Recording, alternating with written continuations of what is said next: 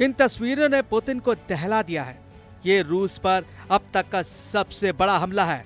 इस वीडियो ने बता दिया है कि जेलेंस्की हार मानने वाले नहीं हैं।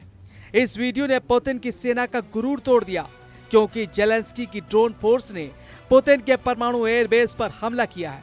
ऐसा बेस जो यूक्रेन से 4000 किलोमीटर दूर है। पुतिन तक भी ये वीडियो पहुंच चुका है। टारगेट बनाए गए इरकुत्स्क और मारमंस्क में रूस के एयरबेस। दावा है कि ड्रोन अटैक के जरिए 40 से ज्यादा विमान तबाह कर दिए गए। तबाह हुए विमानों में T-95, T-22 परमाणु बम वर्षक शामिल है। ये दोनों लॉन्ग रेंज तक परमाणु बम की बारिश कर सकते हैं और यूक्रेन पर इन विमानों से कई बार हमले किए गए।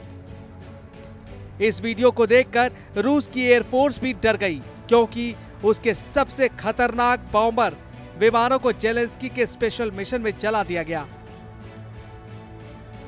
पुतिन अब बहुत खतरनाक बदला लेंगे, इसकी पूरी गारंटी है।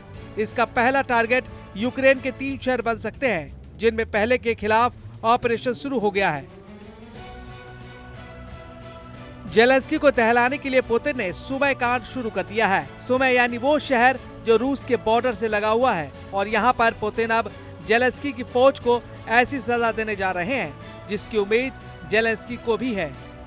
जेलेंस्की का दावा है कि पुतिन ने सुमय शहर पर कब्जा करने के लिए 50,000 सैनिक तैयार कर लिए हैं। ये सैनिक इस वक्त सुमय की तरफ बढ़ने वाले हैं और हर मोर्चे पर पहुंच रहे हैं। ये 50,000 सैनिक पुतिन की सबसे खतरनाक फोर्स का हिस्सा है। यही पुतिन के सुमय कांड की शुरुआत कही जा रही है, जिसमें जेलेंस्की को जकड़े जाने की पूरी तैयारी है। यह पुतिन का मिशन एनाकांडा है, जिसमें यूक्रेन को फंसाने के लिए पुतिन ने जाल डाल दिया है।